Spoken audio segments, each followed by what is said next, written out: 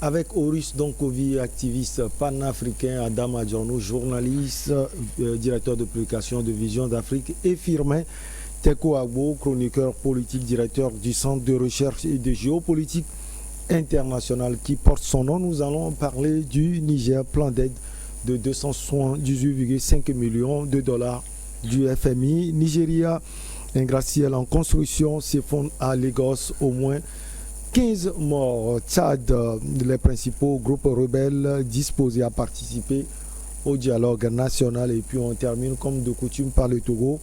La Cour constitutionnelle valide l'imposition du pass vaccinal. Chers invités, bonjour, vous allez bien?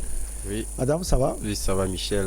Bonsoir à tous celles et à tous ceux qui nous suivent de par le monde. Firmin, on est ensemble là. On est ensemble. Merci de m'avoir invité. Horus, bonjour, vous allez bien? Bonjour Michel, bonjour à tous ceux qui nous suivent, c'est un plaisir.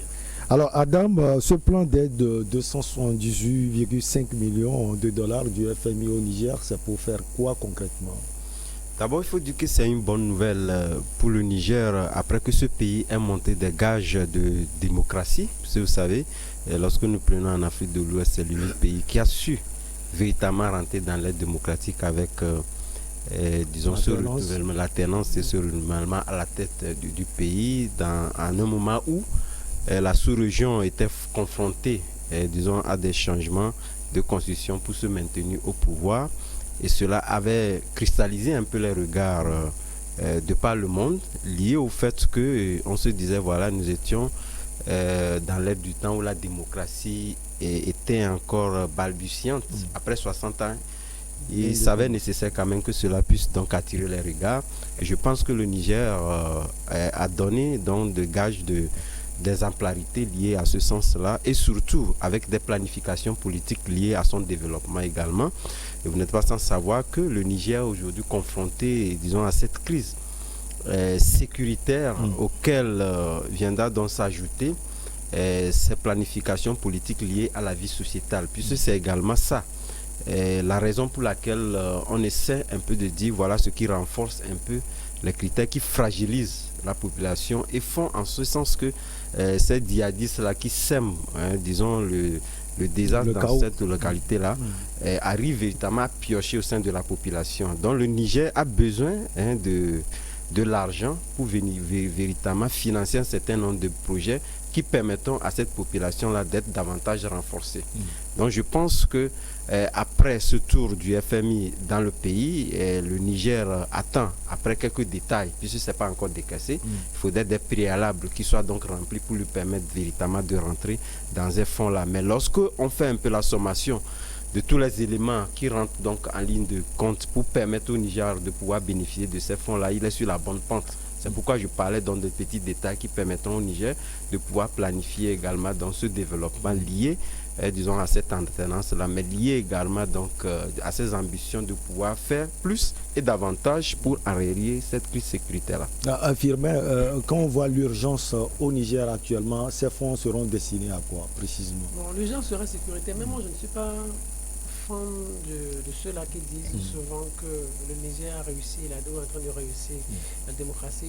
Pourquoi ça nous intéresse? Le Niger est un exemple en matière démocratique.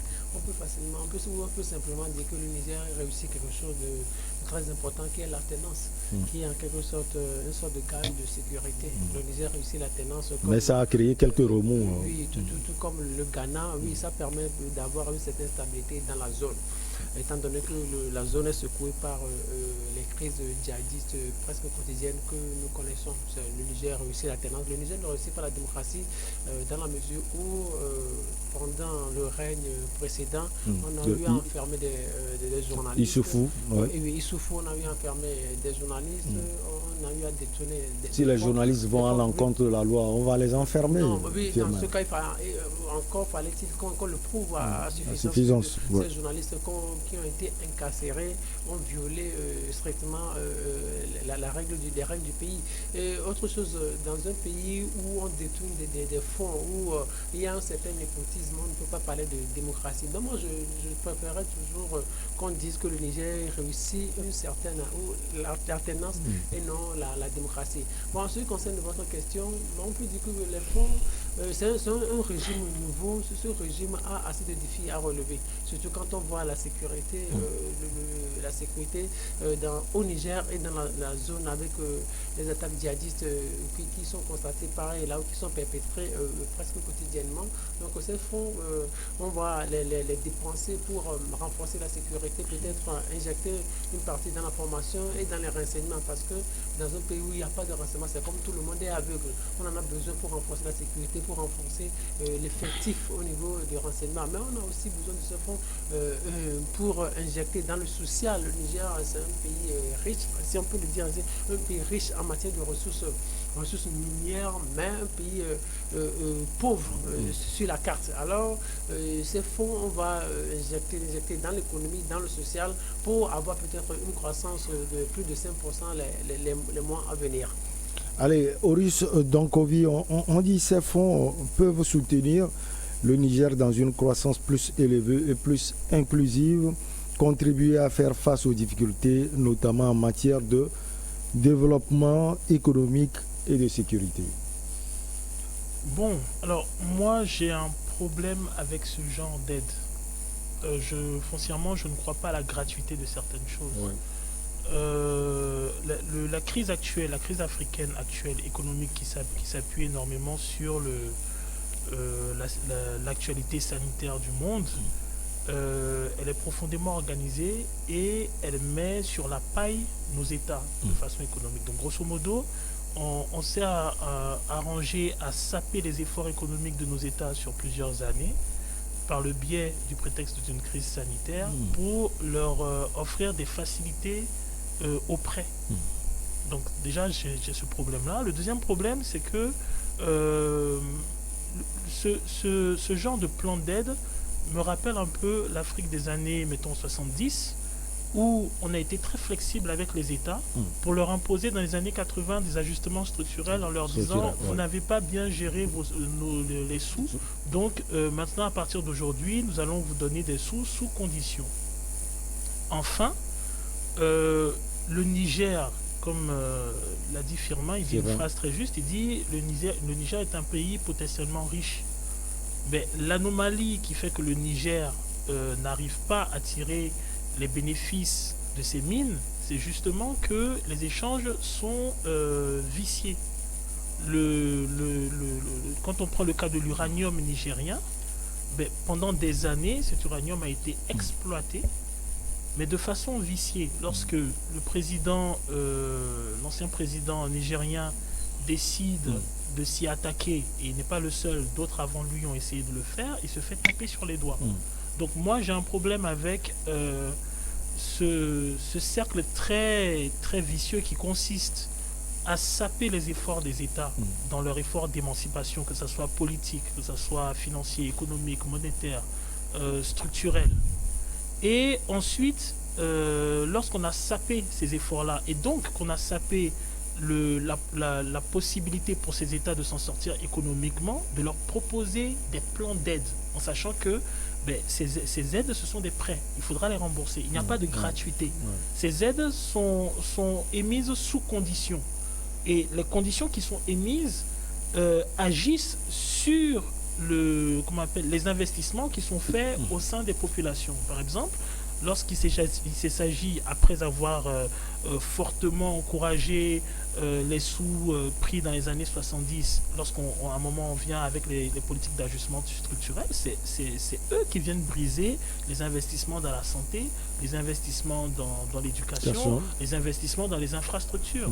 Donc lorsque on a un FMI qui est tenu par des puissances qui actuellement sont en prise avec tout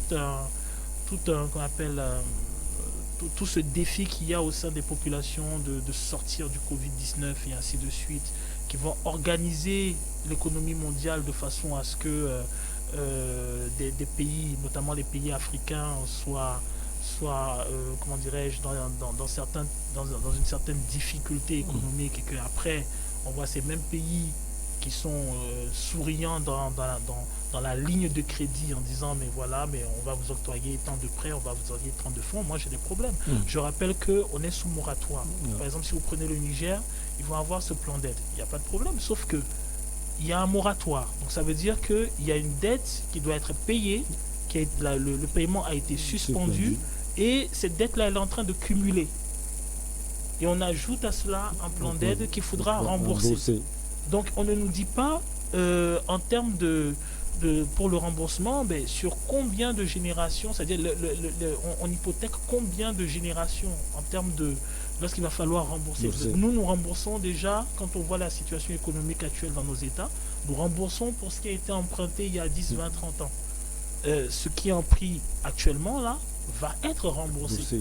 Donc lorsque nos États sont tous souriants d'obtenir ce genre de plan d'aide, il faut que les gens comprennent que la suite des directives gouvernementales qui vont suivre, quand on va commencer à serrer la vis, on va commencer à libéraliser l'économie, on va commencer à privatiser, on va commencer à, à virer un peu plus d'agents de la fonction publique, on va commencer à... Bon, il ne faut pas que les gens s'étonnent, parce que ça fait partie des conditionnalités que parfois on impose aux États afin de pouvoir leur servir ce genre d'aide. Donc il faut sortir de ce cercle vicieux où on appauvrit les États, ils sont obligés de s'endetter, et après ils continuent à s'appauvrir parce qu'ils doivent payer la dette, et maintenant cette dette qu'ils doivent payer, elle est payée sur l'hypothèque de toute une génération, ou de parfois plusieurs générations. Alors Adam, ces conditionnalités, souvent les États ne parlent pas de cela.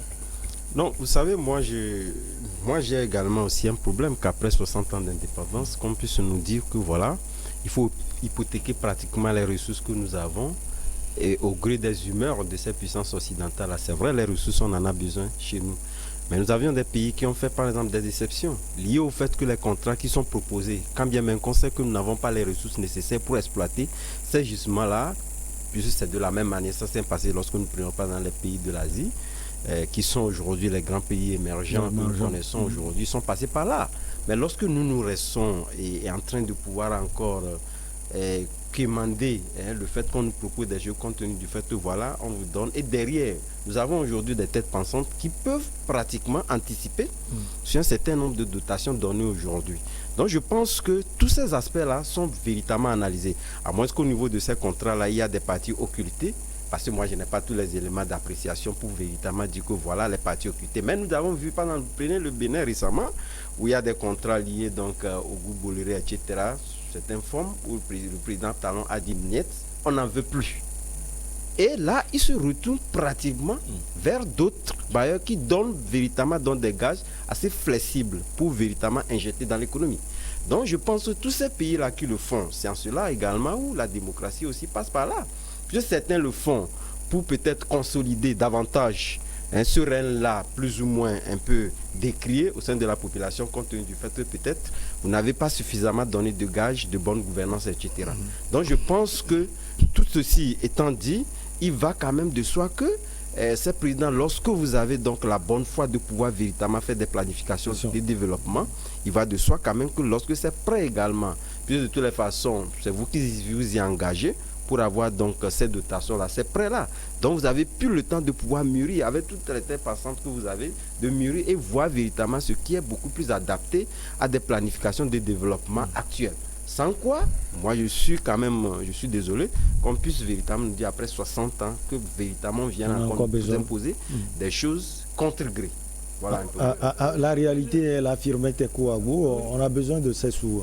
On a besoin de ces sous. Moi, je ne saurais répondre pas à l'affirmative, mais je suis un peu d'accord avec Oris Donkovi,